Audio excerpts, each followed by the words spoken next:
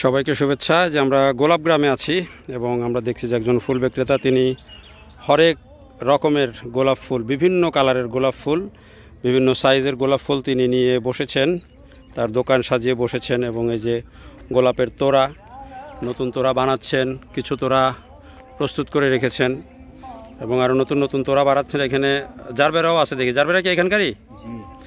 এই যে গোলাপ দেখেন কত রকমের, হলুদ আছে, গোলাপি আছে, লাল আছে, সাদা আছে এবং বিভিন্ন বয়সের, একেবারে পুরো ফুটন্ত বা বিভিন্ন ধরনের আছে। আমরা একটু গোলাপ গ্রামে এখন একটু অন্যবার যেরকম ব্যস্ততা দেখি, আজকে একটু কম মনে হচ্ছে লোকজনের আনাগোনা। এখন কি লোকজন একটু কম আসতেছে? জি, লোক কম। কম কারণ কি? লোক মানে ছুটি, সরকারি ছুটি থাকলে এবার ওই সময় লোক বের হয় বেশি। সরকারি ছুটির সময় বেশি বের হয়? জি, মানে শুক্রবার বা অন্য দিনে বেশি? শুক্রবারে শনিবারে লোক হয় বেশি। এবারে ফুল হয়েছে কেমন? এবার ফুল কম হয়েছে, এখন ওই দেরি আছে, আরো 5-6 দিন পর।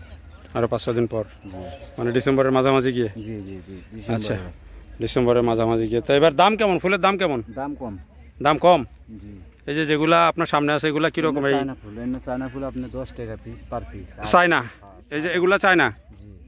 এগুলা এখানেই হয়েছে? জি, এখানে। আর এই যে যেগুলা, এগুলা যে লালগুলা, এগুলা কি দেশি? লালগুলা দেশি, 5 টাকা পিস। এগুলা 5 টাকা পিস আর চায়নাগুলা 10 টাকা পিস। এটার কারণ কি, চায়নাগুলার দাম বেশি হওয়ার কারণ কি? এটা অনেক শক্তিশালী গাছ। শক্তিশালী গাছ, এটা কি বেশি সময় থাকে? জি, এটা বেশি সময় থাকে। আচ্ছা, এগুলাও কি চায়না? আচ্ছা, অনেক ধন্যবাদ। তো এই যে কথা বলছিলেন, মামার নাম কি?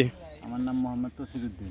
তসির উদ্দিন, তিনি কথা বলছিলেন এই গোলাপ গ্রামে। এবং আমরা যেটা বলছিলাম যে গোলাপ গ্রামে এবার মানে ছুটির দিনে মানুষজন আসে, তারপরে আমরা দেখছি যে যে পিকনিক চলছে।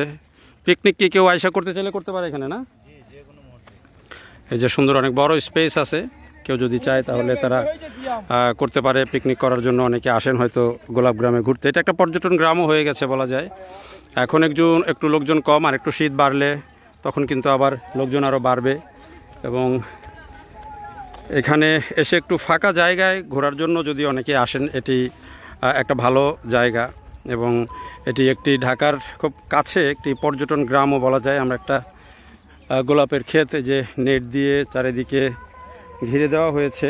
যদিও এবার বাগানে এখনও ফুল পুরোপুরি সেভাবে দেখা যাচ্ছে না, তবে কিছুদিন পরেই ফুল আরও বেশি পরিমাণে হবে, যেটি চাষিরা বলছেন।